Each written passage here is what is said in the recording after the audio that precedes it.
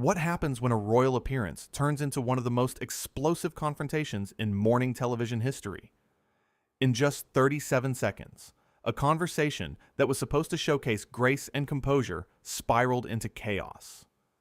This is the story of how one interview became a disaster, and how a guest who walked onto the set with confidence walked off in disgrace. The studio lights were hot that morning. Good Morning America was buzzing with anticipation. Meghan Markle was scheduled to appear, and everyone knew this was going to be big. The cameras were positioned perfectly. The crew had gone over every detail. George Stephanopoulos sat in his chair, his notes prepared, his demeanor calm and professional as always. He had conducted thousands of interviews. He had spoken with presidents and prime ministers. He had questioned world leaders and celebrities. This was supposed to be just another conversation. But from the moment Meghan walked onto that set, something felt different. There was a tension in the air. You could feel it. The makeup artists noticed it. The camera operators sensed it. Even the producers in the control room felt an uneasy shift in the atmosphere. The green room had been prepared with fresh flowers and bottled water. Everything was arranged to make their guest feel comfortable and welcomed. The team had been briefed on how to approach the interview with care. They knew this was a sensitive conversation. They knew there were topics to handle delicately. But they also knew that George was the right person for the job. He always was. His reputation spoke for itself. Calm under pressure. Thoughtful in his questioning. Fair in his approach. He did not play games. He did not set traps. He simply asked questions and let people tell their stories. That was his style. That was what made him one of the most respected journalists in the business. George stood up to greet her. He extended his hand with a warm smile. "Welcome to Good Morning America," he said. His voice was friendly, professional, exactly what you would expect from someone who had been doing this for decades. Every guest who had ever sat across from George knew that feeling, that sense of being in safe hands. Meghan shook his hand, but her expression was cold. There was no warmth, no gratitude, no acknowledgement of the courtesy he was extending. Just a look that seemed to say she was doing everyone a favor by being there. She sat down and adjusted her microphone without saying a word. No thank you. No pleasantries. Just silence. An uncomfortable silence that made everyone in the studio shift awkwardly.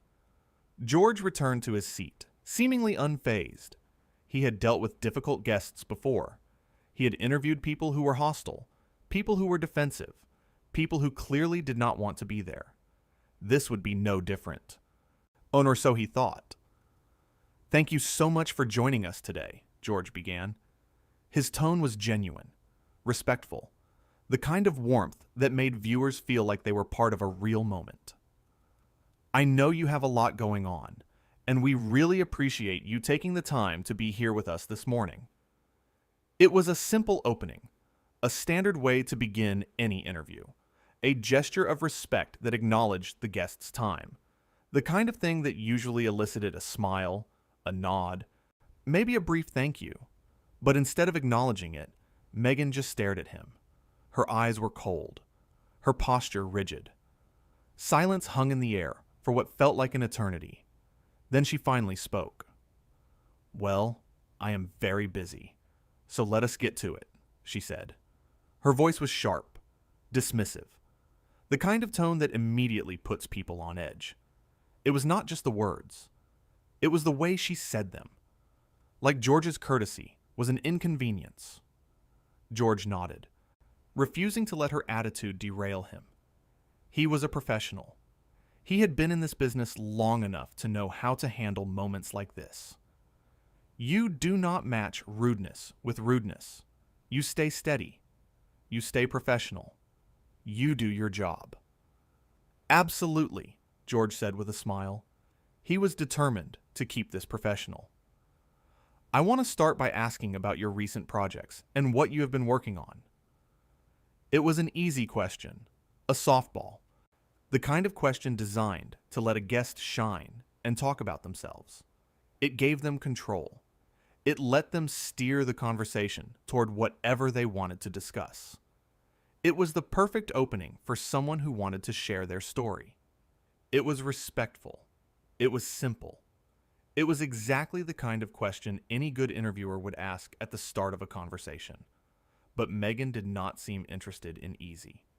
She leaned back in her chair and crossed her arms. Yes, her body language was defensive, closed off, the kind of posture that says, I do not want to be here, and I am not going to make this easy for you. That is a very basic question, George, she said. There was a hint of mockery in her voice, a condescension that was impossible to miss. I thought this was supposed to be a serious interview. I expected more from someone of your stature. The words landed like a slap across the face. You could see George stiffen for just a second, a tiny flicker of surprise crossing his features, but he recovered quickly. Years of experience had taught him how to absorb an insult and keep moving forward. Well, I think our audience would love to hear about what you have been up to, he said calmly, refusing to take the bait. That is why we invited you here. That is why people tune in. They want to hear your story. Meghan let out a small laugh. Not a genuine laugh. It was condescending. Cold. The kind of laugh that makes it clear someone thinks they are above the conversation. The audience, she repeated, as if the word itself was beneath her. Do you really think the audience cares about the details of my projects? Or are they just here for the spectacle? Let us be honest about what this really is. Her tone was accusatory now, like she was suggesting George and the show were running some kind of circus. George did not take the bait. He kept his composure. So I think people are genuinely interested in your work and your perspective, he said. Every word was measured. That is why you are here. That is why we are having this conversation. We want to give you a platform to share what matters to you. But Meghan was not backing down. If anything, she seemed to be enjoying the confrontation. My perspective, she said slowly, drawing out the words. You mean the perspective you want to fit into your narrative, the one that makes for good television, and the one that gets your ratings up. George stayed calm, but you could tell this was starting to test even his patience. His jaw tightened slightly. I am here to have a real conversation with you, he said. His voice was still professional, but there was an edge now. That is all this is. There is no hidden agenda. There is no narrative we are trying to push. If there is something specific you would like to talk about, I am happy to go there. This is your time, your platform, and use it however you want. It was a generous offer, a way out, a chance for Meghan to reset. Meghan tilted her head as if she was considering his offer, but then she said something that changed the entire tone. A real conversation, she said, her voice dripping with sarcasm. That is rich coming from someone who sits here every morning, reading off a teleprompter and pretending to care about the stories you are told to cover. Do you even have your own thoughts, George? Or do they give you those too? The room went silent. Completely. Utterly silent. The kind of silence that feels heavy. That presses down on everyone in the space. The crew members looked at each other in disbelief. Their faces showed shock, confusion, anger on George's behalf. This was not just rude. This was not just someone having a bad day or being a little difficult. This was a direct attack on George, on his integrity, on everything he had built over a career spanning decades. And it was happening live, on national television. Millions of people were watching this unfold. George took a breath. You could see him weighing his options. You could see the thoughts racing through his mind. He could fire back. He could defend himself. He could point out all the things he had accomplished, all the important conversations he had facilitated, all the lives he had touched through his work. But instead, he chose to stay professional, because that is who George Stephanopoulos is. And that is what separates someone like him from everyone else. I respect your opinion, he said, though his voice had lost some of its warmth. It was cooler now, more measured. But I have been doing this for a very long time, and I take my work very seriously. I ask questions because I want to understand. I want to learn. I want to give people like you a platform to share your voice. That is my job. That is what I do, and I am proud of it." Meghan scoffed. Actually scoffed. On live television. You see, in front of millions of viewers. The sound was loud and deliberately disrespectful. "A platform," she said, shaking her head like she could not believe what she was hearing. "You act like you are doing me a favor. Like I should be grateful to be here. Like I should be thankful that George Stephanopoulos is gracing me with his precious time and his precious questions. Do you know how many interview requests I get? Do you know how many shows would love to have me on? Do you know how many producers call my team every single day begging for just 5 minutes of my time? I chose to come here, George. I chose to give you this opportunity. I chose to sit in this chair and answer your questions. And this is how you treat me? With these shallow, pointless, amateur questions? This is what you prepared? This is what you thought was worthy of my time." Her voice was rising now, getting louder, more aggressive. The entitled anger was pouring out of her. You could see the crew shifting uncomfortably. This was getting bad. This was getting really bad. George leaned forward slightly. His expression was still calm, but there was a firmness to his voice now, a steel that had not been there before. "I have treated you with nothing but respect since you walked in here," he said. Each word was clear, deliberate, firm. "I welcomed you. I thanked you for coming. I asked you straightforward questions to start the conversation. Questions that would allow you to share whatever you wanted to share. If that is not good enough for you, if my hospitality and my professionalism are somehow offensive to you, then I am not sure what else I can do. I am not sure what you expected when you agreed to this interview." Meghan's eyes narrowed. They became thin slits of anger and indignation. She was not used to being challenged. You could see it in her face. You could see it in the way her entire body tensed up. She was used to people nodding along, agreeing with her, treating her like royalty. She was used to deference, to people walking on eggshells around her, to everyone telling her she was right and wonderful and special. But George was not playing that game.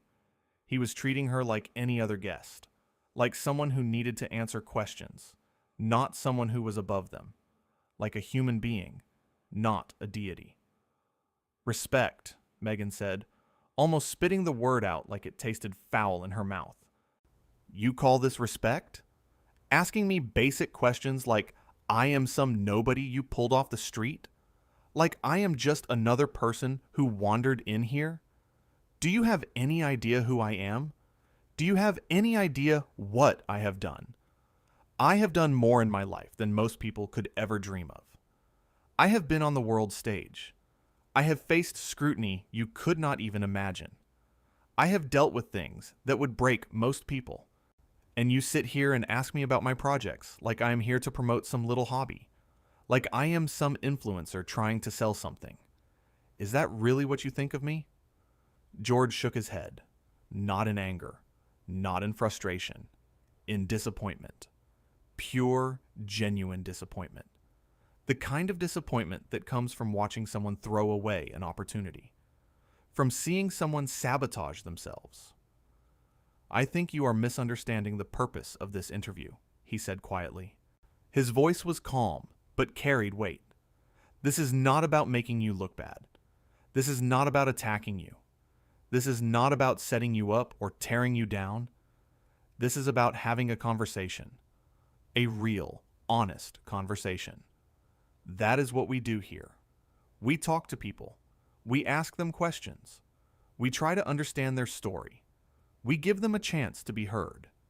If you do not want to be a part of that, if that is somehow beneath you or offensive to you, then I am genuinely not sure why you agreed to come on the show. Nobody forced you to be here. You accepted our invitation. You sat in that chair, and now You are acting like we are the ones who did something wrong." The truth in his words hung in the air. Everyone in the studio could feel it. Everyone watching at home could feel it. He was right. Completely. Undeniably right. That seemed to hit a nerve. Meghan's face flushed. A deep red spread across her cheeks. Her nostrils flared. She uncrossed her arms and leaned forward, pointing a finger directly at George. "Do not lecture me about why I am here," she said, her voice rising to a near shout. "You do not get to tell me what this interview is supposed to be. You do not get to dictate how I should respond. You do not get to sit there, in your nice suit and your fancy chair, and tell me how I should feel. I came here because I thought you were capable of having an intelligent conversation.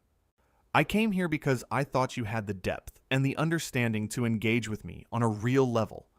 But clearly, I was wrong. Clearly, I overestimated you." George did not raise his voice. He did not need to.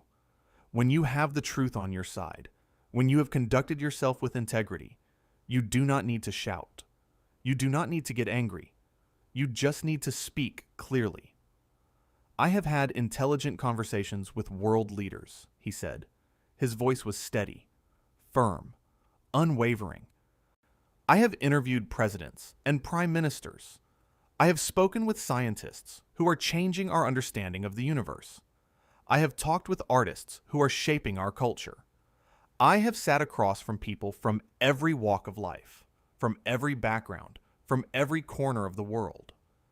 And every single one of them understood that an interview is a dialogue. It requires both people to participate. It requires mutual respect.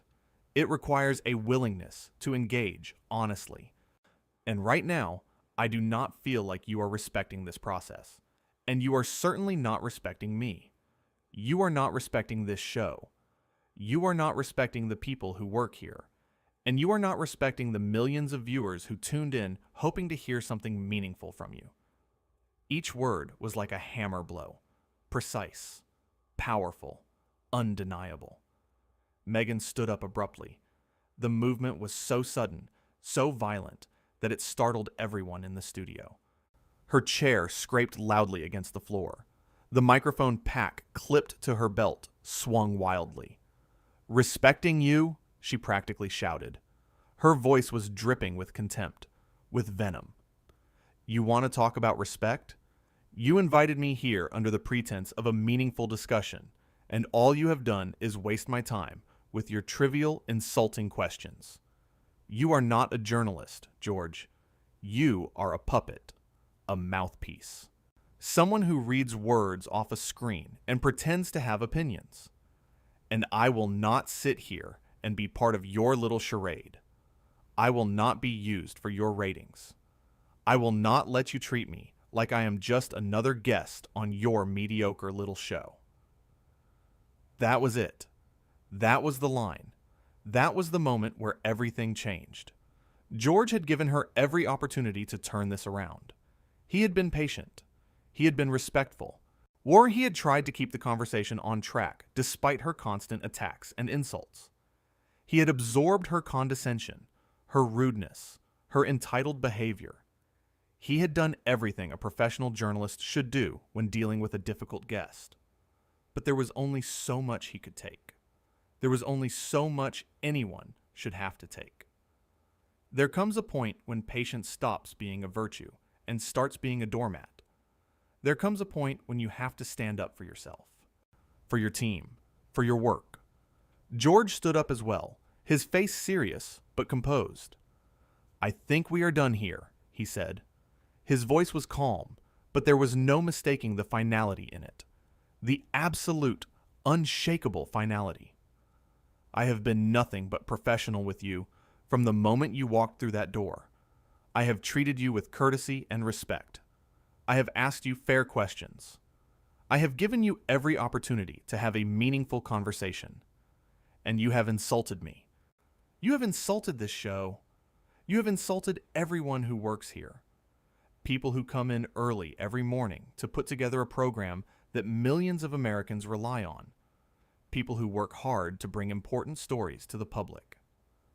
I do not know what you were expecting when you came on today, but this is not how we do things here. This is not acceptable, and I will not allow it to continue. Meghan looked stunned. Genuinely, completely stunned. For a moment, she seemed at a loss for words. Her mouth opened slightly, but no sound came out. This was clearly not how she thought this would go.